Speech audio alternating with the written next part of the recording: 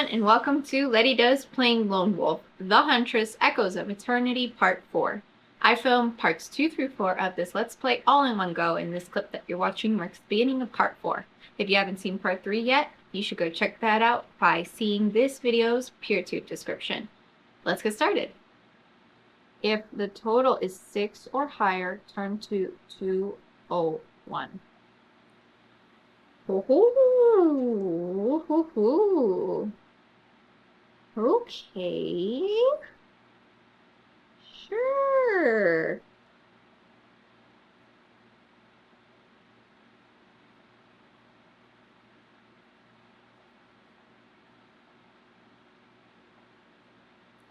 Let's mark that down. Yeah, I definitely need to organize my knowledge chart better. Not right now, though. That would be boring to record.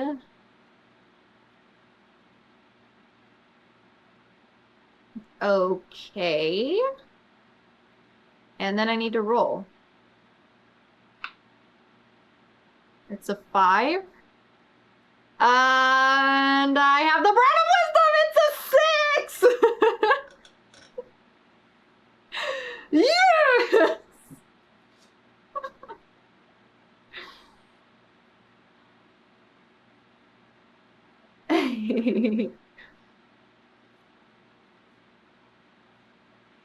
Thank you. I don't even know what would have happened or if that's a good thing or a bad thing. I can only assume that the higher numbers are a good thing, though.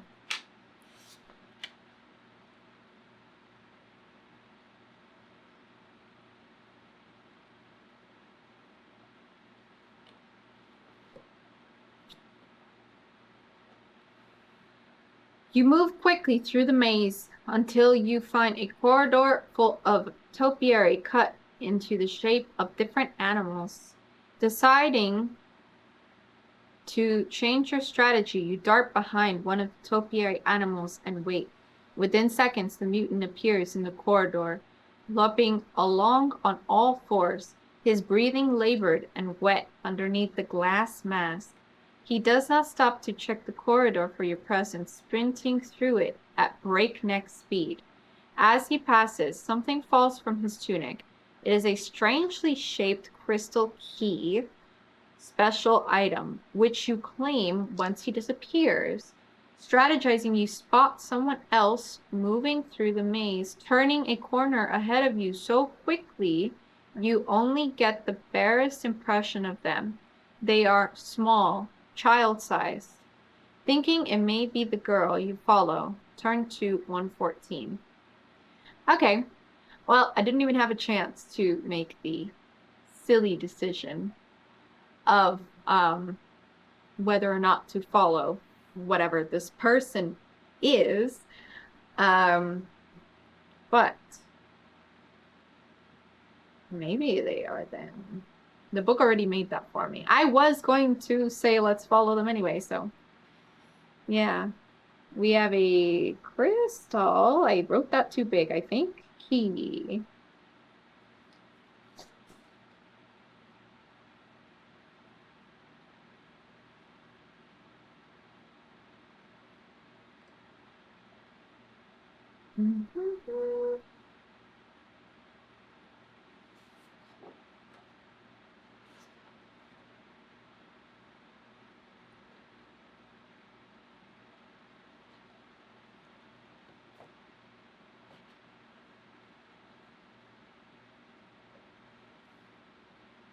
Your life feels like it has been one long maze. Now you find yourself in a literal one. Perhaps people find joy in being lost when the rest of their lives hold no danger. For you, there has never been a desire to seek such thrills, and never less so than now. The hedges rise above your head, cutting off any sight of the outside world, though they are tinted a bloody umber by the light of the dying sun. Occasionally they rustle, or you hear crunching footsteps ahead that you are never able to catch. Every few minutes, the whole ground shakes. This becomes more frequent the longer you are in the maze. Pick a number from the random number table. If the number is 9 or 0, turn to 102. Otherwise, if the number is odd, turn to 4. If it is even, turn to 77. Okay, I'm not going to get a good result for this, I think. I don't know what would be a good result.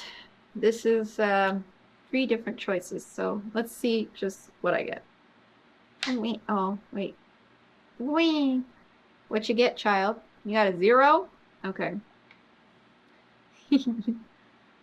Go to sleep, little fluffy girl. Oh, it's so fluffy. Fluffy. Cutie. Okay. Let's see if that's a good thing.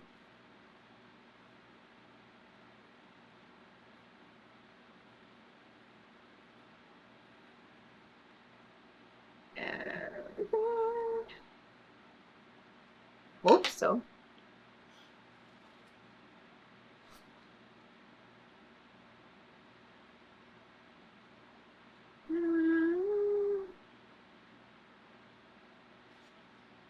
Okay.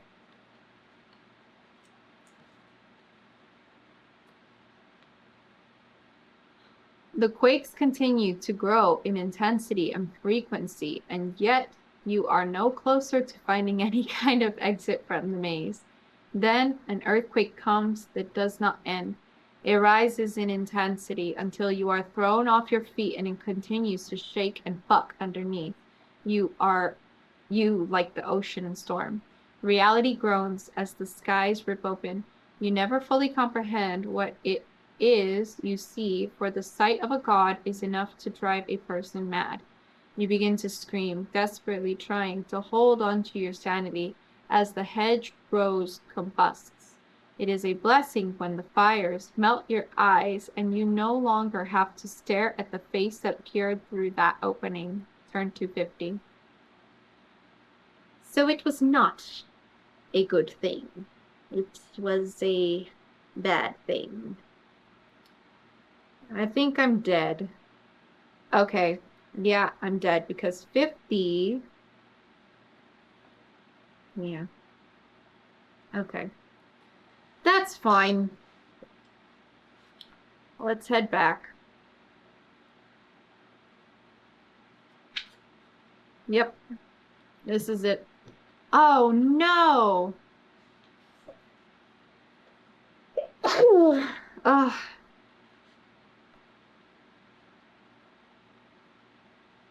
Yep. Okay. So we're back here again. We have gained another X. I already had my endurance chart, or my EP. I never reduced it. Where have I been keeping my counter? Oh, I guess I haven't. Says on top of my action chart. Maybe I should do it along the bottom here. I got a lot of free real estate there. I will do it down here, I guess.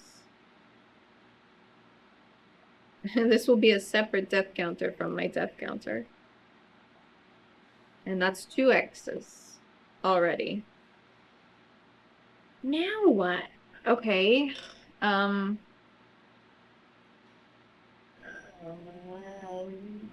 63.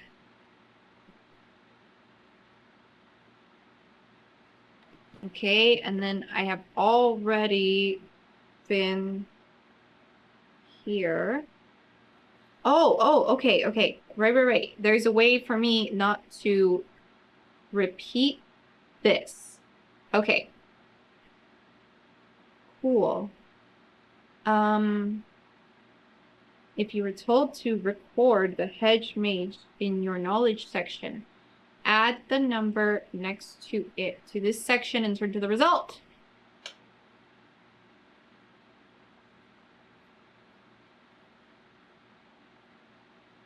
And what is that? 51. Okay. 114.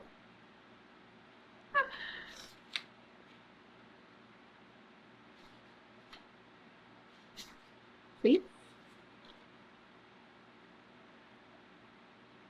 Wait a minute.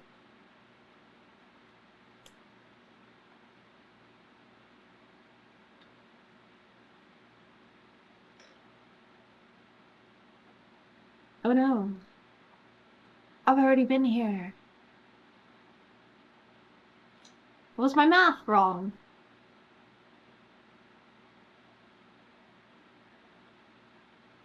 Oh, I don't know. I thought I would get a different result, and maybe that would take me somewhere so I wouldn't have to be in the maze, but it just took me back to the maze!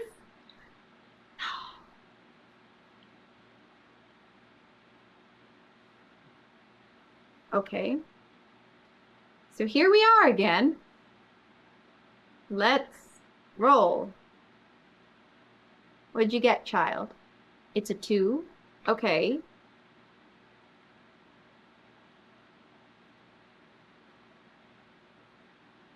Let's see if that is a good thing. We need to go to 77. Get your little tail out of here, Mr. Baby Boy.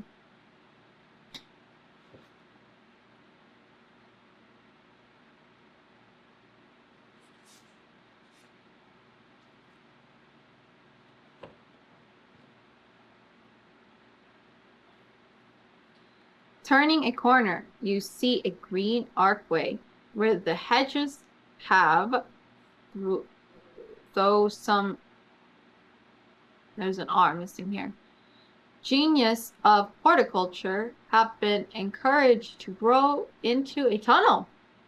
The maze continues on through the tunnel, only with the added joy of being in complete and utter darkness. Because the only thing better than navigating a maze is trying to do so blind, you think. You really do wonder about the sort of people who enjoy this. Another quake rocks the maze, and this time the earth actually parts at your feet, leaving a minuscule chasm that is quickly growing larger, running past you into the tunnel. You wish to navigate the tunnel. If so, do you have a source of light you can use, a glow bottle or torch?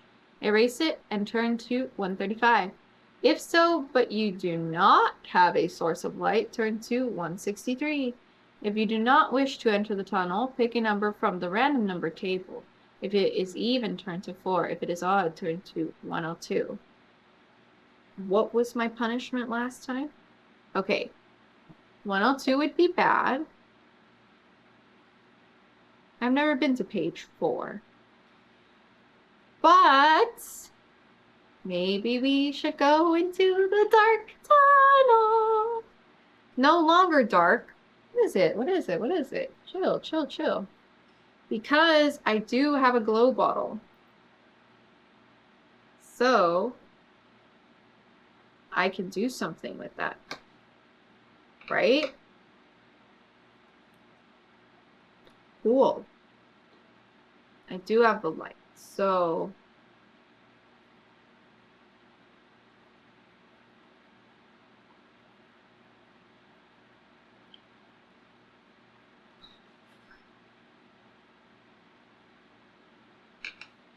let's go here.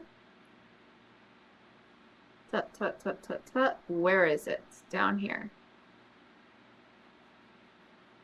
I should get another one, if possible, though. It's useful to have a glow bottle. But this is what I need it for.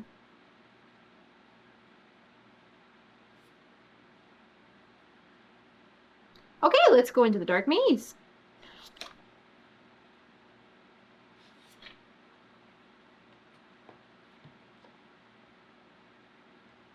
Beyond the tunnel, you come to a 4-way choice. You are cursing the architect of the maze when you have a burst of insight. It starts as nothing more than a feeling of being pulled in certain directions, down certain turns that look like any other, and yet which you know you have to take. The further you go, the more forceful the feeling becomes, closer to obsession. You find yourself running down the paths of sudden memory, heading for a destination you could not name, but which you longed to reach. After 5 more minutes, you spot the branches of pink blossomed cherry trees poking out from above the hedge row. You head for them, and after 2 final twists, come at last to the heart of the maze, a little quadrangle carpeted with the fallen cherry blossoms. In the very center of the square is a bench, on one edge of which sits a stone woman, shyly pulling up the strap of her slate dress, which has slipped from one shoulder. The look on her face is both demure and lustily inviting. An explosion rips through the air, and the ground shakes worse than ever before. A crack appears in the woman's face, running across her ample bosom and flat abdomen. At the same time, as if mirroring this, a crack appears in the skies. Darkness oozes out of the crack, and red rain falls down, splattering hot against your face. Where the rain hits the cherry trees, they wither, and the blossoms on the ground rot. Beneath their withered you see what they were hiding: a circular iron trapdoor set flush with the otherwise earthen ground. On its surface is a curious device, a set of buttons labeled with runes that you have no idea how to read. If you have ever been to this section before and know what to enter here, then turn to the section that matches the code. If you do not know, then you can do nothing except try to use the device. Turn to 10. Huntress, that is a statue! Focus, you Gaylord! Okay.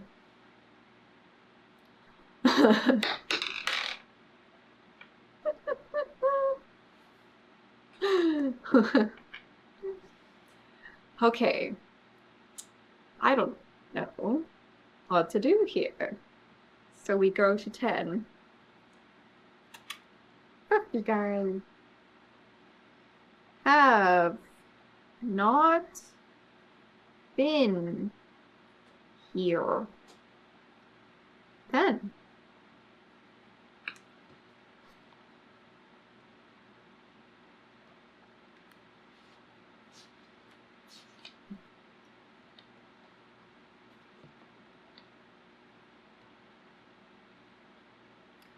No sooner have you pressed a third button when a jolt runs into your hand. It goes numb. The sensation spreads up your arm to your face and down through your whole body until in a matter of seconds you are paralyzed. The device was trapped with magic to stun anyone who does not know the code. As you lay on your side in the flowers, barely able to breathe, into the garden steps a strange green-skinned creature about the size of a toddler, with an oversized head and exaggerated features. He wears a dirty tunic and pants. The crimson eyes are small and beady in comparison to the bulbous nose, thick lips, and round forward-facing ears. A mop of unkempt white hair sticks out in every direction from underneath a red chaperon. He is missing one of his shoes. The man grants you a bird's tilt-headed glance before squatting over the trapdoor and deftly pressing 4 buttons, reading the runes out loud and vaqueros as he does. 0191. As soon as he presses the 4th button, the trapdoor swings open to reveal a ladder leading down into the earth. The man gives you another look. Tell Bentheusius, tell your false god, he'll never get to see tomorrow, he says, in a querulous voice. Not that you'll remember to, he adds, disappearing into the hole. Another explosion rips through the air. You lay staring up at the sky and see a horror you will never forget. The sky has opened, making a portal into another dimension.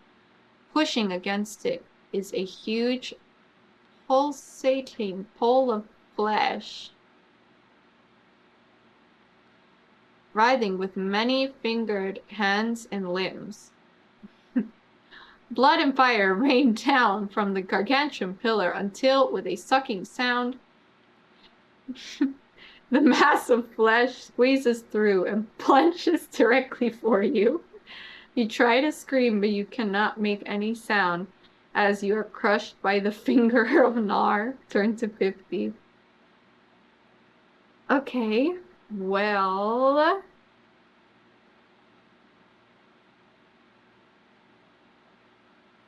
I know the number now. So this is just me dying and coming back and dying and coming back because it said I knew instinctively through how to get through the maze and that I like remembered it. So I don't know how many times I have died without even like, I don't know, without even, what's the word? Writing it down. So I'm going to need to manually go through this again because I know here we are again. We have to do another X. So let's write that down here, another X.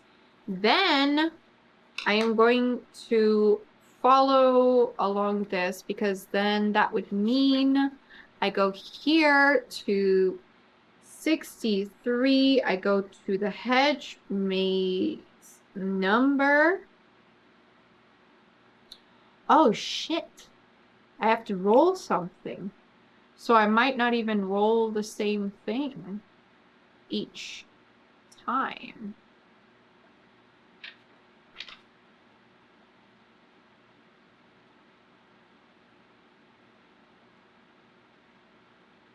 Oh no.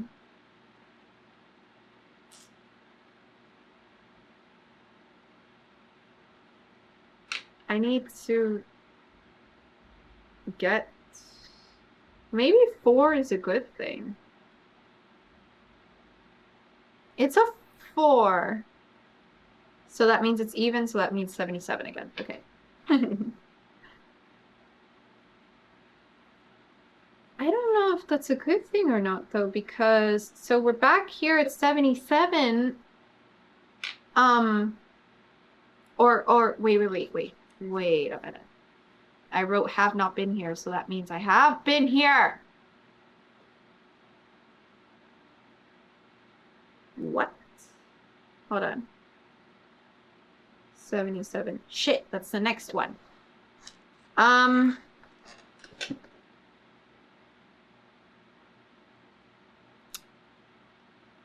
Right.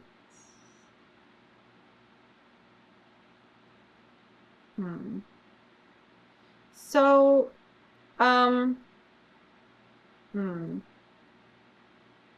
here's the issue.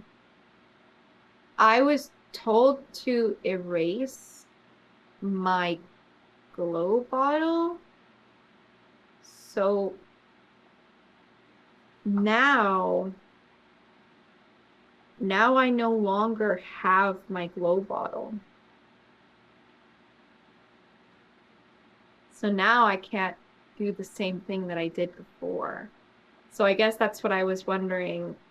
Every time that I end up back on the beach, am I supposed to have also regained everything that I had before? Because I used to have a glow bottle, and then I used it to get through here once. So I guess now I have to do, if you do not have a source of light, but you do wish to enter, go to 163. Have I done that before? No. Maybe this will be okay. No lights. Let's see.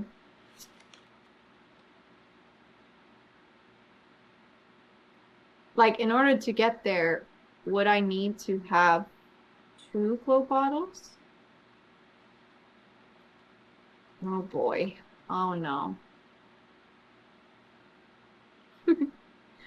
The tunnel used to be a place for getting lost on purpose, with people knowing there was no real danger.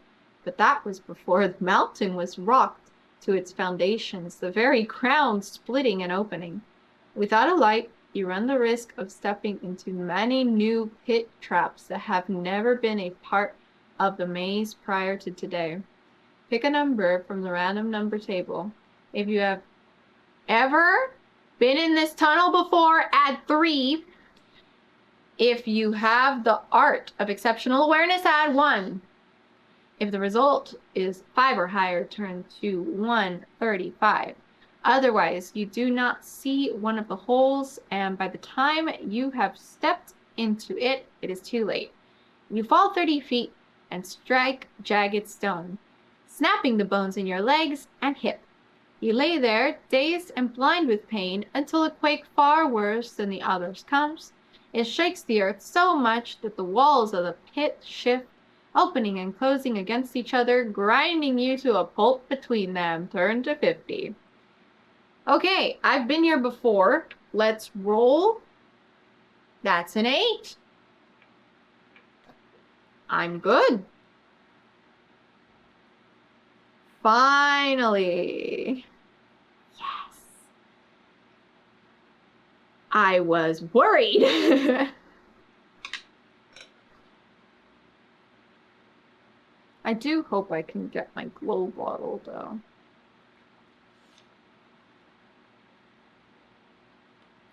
Okay, here we are.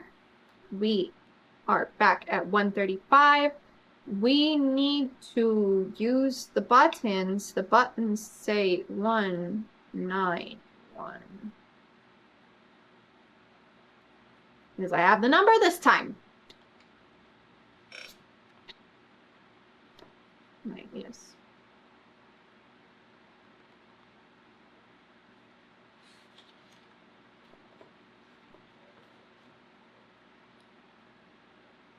Zero, 1, 9, 1. You say under your breath as you touch the squares in exactly the order you witnessed. Once the numbers are pressed, the trap door springs open. You wait to see if the green-skinned man will arrive, but he does not, and you do not wait long, swinging yourself onto the ladder and descending quickly. The door closes above you, cutting off the sounds of the dying world. Lights flicker to life in between the rungs of the ladder, looking like fire in a bottle, though they put off no heat. You follow them, descending another 50 or 60 feet into the earth before reaching a steel floor. You are in a round tunnel that leads in only one direction. The air in the tunnel is cooler than outside and smells clean. There are no quakes or other signs of the destruction going on above ground. Indeed, everything about your experience in the city feels distant and strange, part of a nightmare you have now woken from. If you have the Void Amulet, it also appears to be responding differently, and for the time being, you may no longer use its effect. Erase the effect from your action chart. Finally, you see a doorway ahead, through which a blue light is flowing. You step through into a series of low-ceilinged, interconnected chambers, reminding you of a bee's hive. Each chamber is filled with machinery, all of it moving. Chains slide noisily in and out of holes in the walls. Gears turn with rusty complaints. Furnaces roar with the glow of blue fire. And this fire does put off heat, so much of it that you quickly begin to sweat. You stop at a long table on which are laid a series of drawings. Curious, you smooth out the parchments and study the careful, precise lines of ink. On the very top is a map. It has to be the city above you, for you recognize several of the street names that you passed getting here. Fanciful names like Contentment Court, Silver Dew Street, Lover's Lane. On top of the parchment is scribed Voltac, City of Paradise. Someone has scratched this out and written instead, Voltac, City of Intruders. A sixth sense developed from years on the battlefield tells you that you are being watched. Do you have the Boris hand cannon? If so, turn to 156. If not, turn to 101. I do have the Boris hand cannon. I can erase the effect from my action chart. Okay. Minus amulet effect. Right? Yeah, okay. I guess I will just write it like that. And then over here, what did I write? Okay, I write void amulet.